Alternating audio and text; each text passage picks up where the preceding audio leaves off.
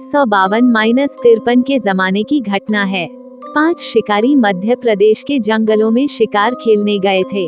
उन्हें ठहरने के लिए जगह नहीं मिल रही थी।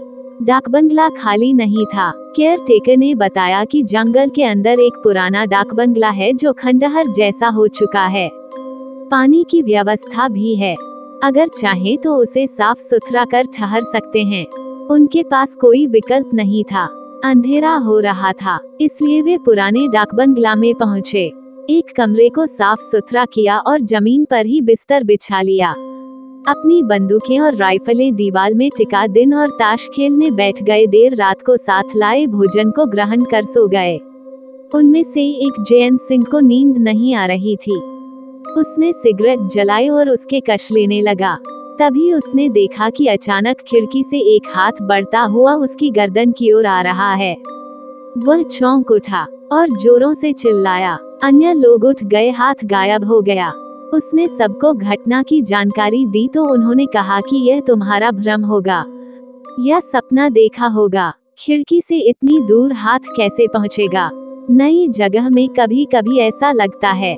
सो जाओ, कहीं कुछ नहीं है। उसने लाख विश्वास दिलाने की कोशिश की कि यह सच है, लेकिन किसी ने विश्वास नहीं किया। सारे लोग फिर सो गए। उसने भी सोने की कोशिश की, लेकिन नींद नहीं आई। सुबह उठकर सभी लोग नाश्ता पानी कर शिकार की तलाश में निकल गए। उस दिन सिर्फ कुछ वनमुर्गियां मिली, जिन्हें शाम को पकाकर उन लोगों ने खाया। थोड़ा टहल घूम कर वे ताश खेलने लगे। तभी पायल की आवाज आई, जैसे कोई दौड़ता हुआ जा रहा हो। इतनी रात में कौन औरत जंगल में दौड़ रही है? उनके मन में सवाल उठा। खिड़की पर जाकर देखा तो कुछ दिखाई नहीं पड़ा। वे खाना खाकर चुपचाप सो गए।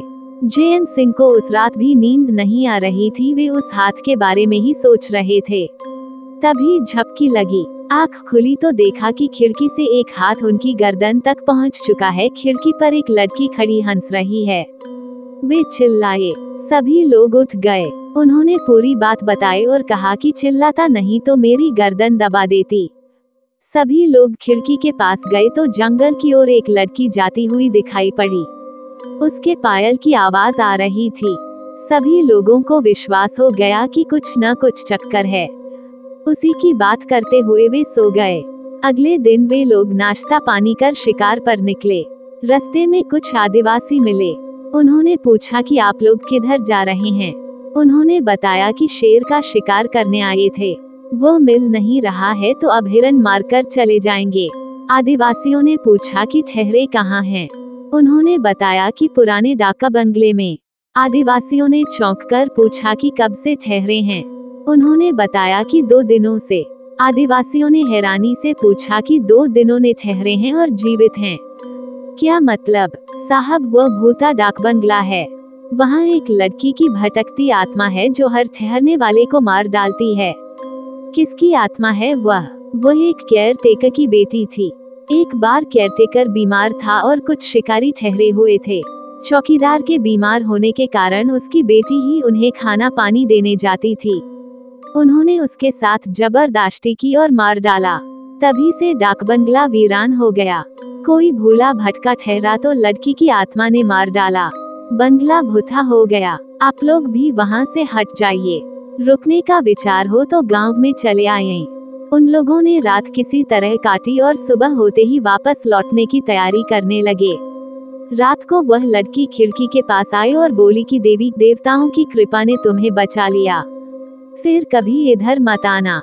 यदि ये कहानी आपको पसंद आई हो तो अपने दोस्तों और अन्य लोगों के साथ शेयर जरूर करिएगा।